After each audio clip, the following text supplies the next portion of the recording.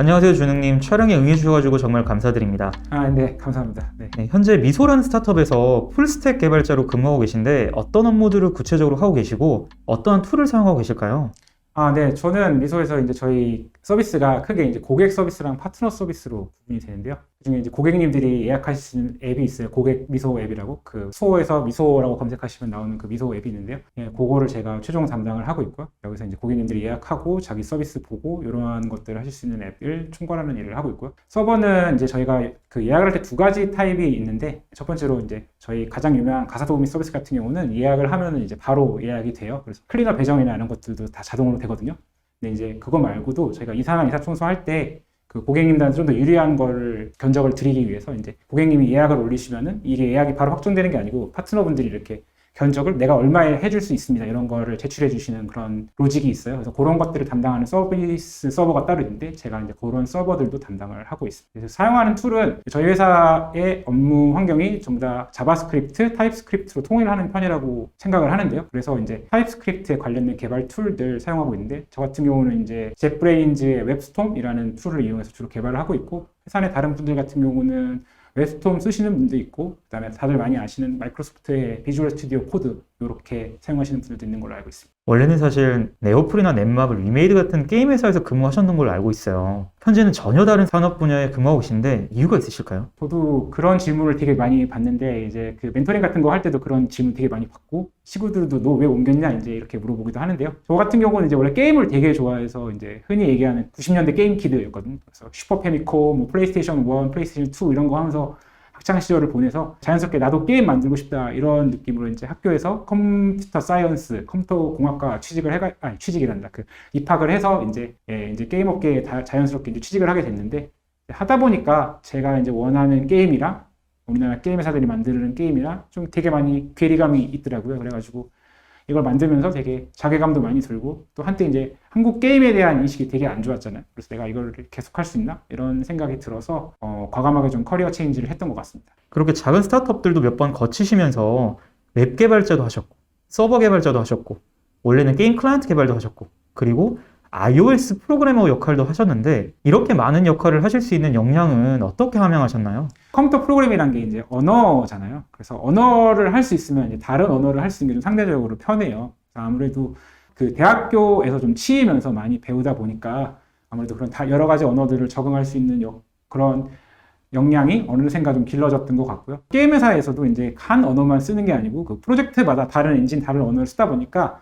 자연스럽게 좀 여러 언어를 주니어들부터 되게 적응할 수가 있었어요. 그래서 한 언어에서 다른 언어로 이렇게 적응하는 게 그렇게 어렵진 않았고, 한번 할 때마다 한 3주 정도의 R&D를 같이 진행을 했던 것 같아요. 그럼 이렇게 다양한 역할들을 수행하시면서 가장 성공적으로 진행하셨던 개발 프로젝트가 있을까요? 뭐 게임 같은 경우는 예전에 마구마구 모바일 런칭했었던 게 잘 기억에 남고요. 그다음에 예전에 직토에서 그 직토 워크라는 앱 만들면서 이제 그 블루투스 스마트 트래커, 핏빗 같은 그런 한국 회사였는데, 그거 연동해서 이제 그 데이터를 받아가지고 서버에 올리고 매일 수면 분석하고 그다음에 걸음 보행 분석하는 이런 앱과 서버를 제가 동시에 또 만든 일이 있어가지고 그것도 되게 기억에 많이 남고요. 그래도 가장 기억에 남는 건 아무래도 제가 요즘 미소에 되게 오래 있었다 보니까 미소에서 한 일들이 되게 하면서 사업부가 되게 잘해주셔가지고 엄청 많이 커졌어요. 그 이사나 이사 청소 같은 사업들이, 제가 담당하고 있는 사업들이 많이 커져가지고 그게 가장 기억에 많이 남는 것 같아요. 그럼 이렇게 또 다양한 역할을 수행하시면서 가장 아쉬움이 남는 개발 프로젝트도 있을까요? 제가 이제 위메이드에 다닐 때 클라이언트 파트장도 되게 젊은 나이에 운 좋게 맡게 되고, 이래서 몇 가지 그 프로젝트들을 만들었었는데, 이게 내부 평가는 되게 좋았었는데 이제 의장님 평가를 통과를 못 해가지고 런칭을 못 했었어요. 그래서 위메이드 3년간 게임을 한 3, 4 프로젝트들을 만들었는데 이게 하나도 런칭이 안 됐어요. 그래서 그게 되게 아픈 손가락입니다. 그러한 대기업에서의 개발 프로젝트가 드롭되고 이러한 경험 때문에 스타트업을 선택하신 면도 있으실까요? 네, 그래서 그 위메이드 다닐 때 이제 너무 질려가지고 맨날 이제 안 되니까 야, 이게 내 능력으로는 내 프로그램을 낼 수가 없구나, 내 프로그램은 아닌 이제 모두의 프로그램을 낼 수가 없구나. 그래서 스타트업이나 이런 데는 절박하다 보니까 좀 어떻게 제품을 낼 수 있지 않을까, 좀 이런 생각도 가지고 처음에 스타트업으로 이직을 했던 것 같아요. 사실 초보 개발자분들, 특히나 취업을 준비하시는 분들은 대기업을 선택할지 스타트업을 선택할지 굉장히 기로에 놓여 있거든요. 대기업은 당연히 연봉이나 처우가 좋을 텐데 그에 반해가지고 내가 갖고 있는 개발 실력을 뽐낼 수 있을까에 대한 걱정도 있고, 스타트업은 아무래도 들어갔다가 월급도 제대로 못 받으면 어떡할까? 이렇게 걱정을 좀 하고 있는데 대기업과 스타트업의 좀 장단점이 있을까요? 스타트업에서 저도 월급을 되게 많이 끊겨봤어요. 그래서 제시된 연봉을 이제 처음에는 주다가 이제 회사가 돈이 없으니까 이제 연봉이 계속 밀리다가 안 나오는 달도 있고, 그래서 확실히 스타트업들은 좀 그런 단점들이 있는 것 같고요. 대기업은 그 흔히 얘기하는 이제 대기업 스트레스라는 게 있잖아요. 저 같은 경우도 이제 되게 대기업의 부품에 잘 맞고 이렇게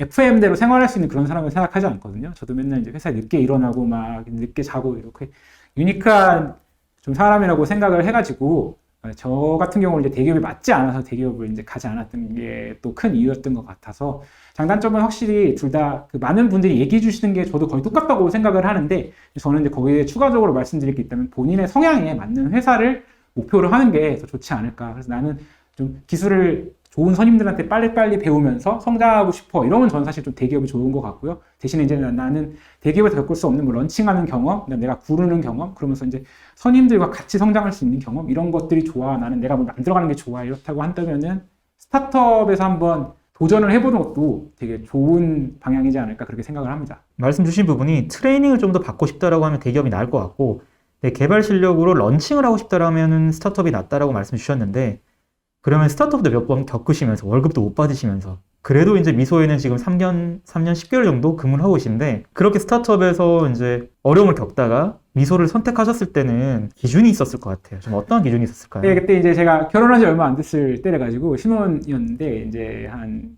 2달 정도를 쉬었어요. 전 회사가 너무 힘들어가지고. 그래가지고 월급이 끊기지 않는 스타트업으로 가자, 이게 이제 목표였거든요.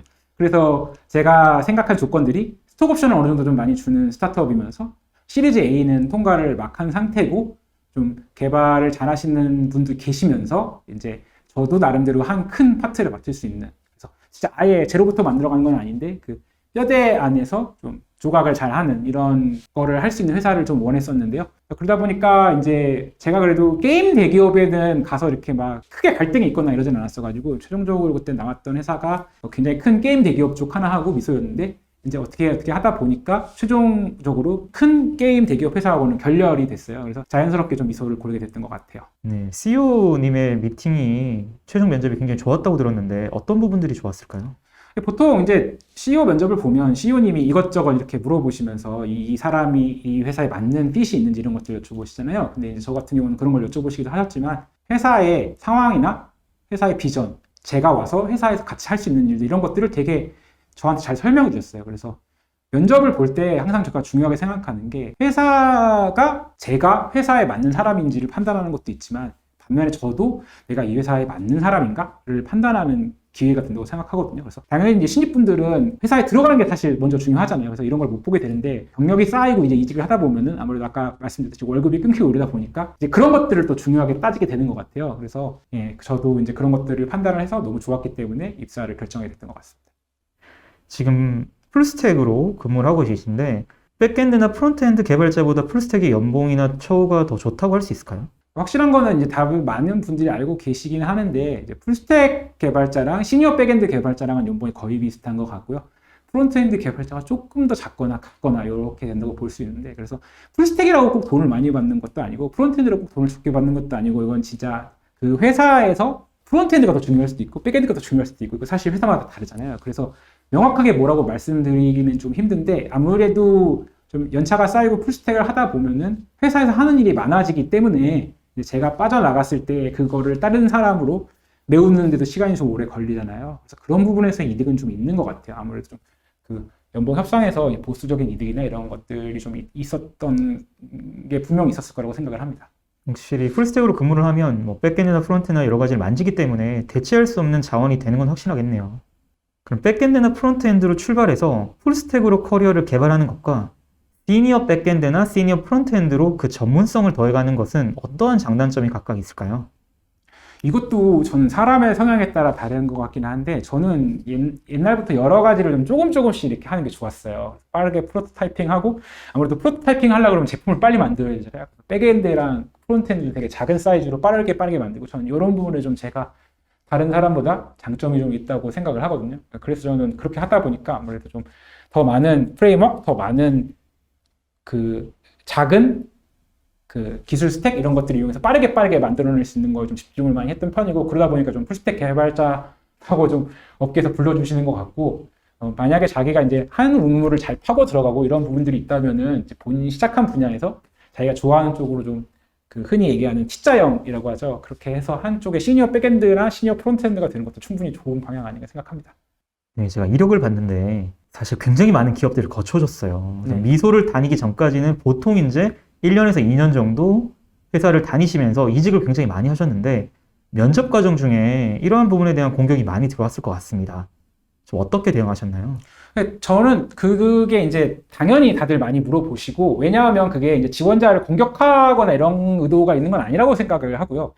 저도 이제 주니어분들 면접을 볼 때 그 이직 기간이 너무 빠르면 이거 어쩌다가 이렇게 됐어요. 그냥 이렇게 만약에 정말 말할 수 없는 상황이 있으면 안 말하셔도 됩니다. 이렇게 얘기하고 좀 여쭤보는 편이거든요. 왜냐하면 그분에게 신뢰가 될 수도 있잖아요. 그런 것들이. 근데 이제 저 같은 경우는 보통 월급이 끊겨서 이직하거나 이제 회사가 망해서 이직했거나 아니면은 그 제가 거기 CTO님과 좀 맞지 않았다거나 개발적인 견해나 성향이 맞지 않았다거나 이런 상황에 의해서 이직한 경우가 많았어가지고 이 회사에서는 빠르게 이직했을 경우는 이러이러한 연유로 이직을 했다 이렇게 이렇게 이력서에 좀 포트폴리오에 좀 많이 표기를 했던 것 같고요. 또한 다들 아시다시피 이제 개발자가 좀 특수한 직종이잖아요. 그렇다 보니까 이제 1년, 2년 정도 채우고 이직하는 거에 대해서 크게 다들 거부감은 없으신 것 같아요. 그래서 뭐 진짜 말 그대로 3, 4개월 만에 이직을 했다 이런 것들은 좀 여러 가지 상황에 있어서 설명을 이력서에다가 하면 좀 좋지 않을까 생각을 하고요. 1, 2년 정도마다 옮기셨다고 한다면은 그거는 충분히 이제 이력이나 면접 과정에서 그냥 간단하게 설명하고 넘어가셔도 크게 문제는 안 될 것 같습니다. 네, 지금 미소에서도 개발자들을 굉장히 많이 채용하는 걸로 알고 있는데 현재 어떠한 채용들을 진행하고 있을까요? 저희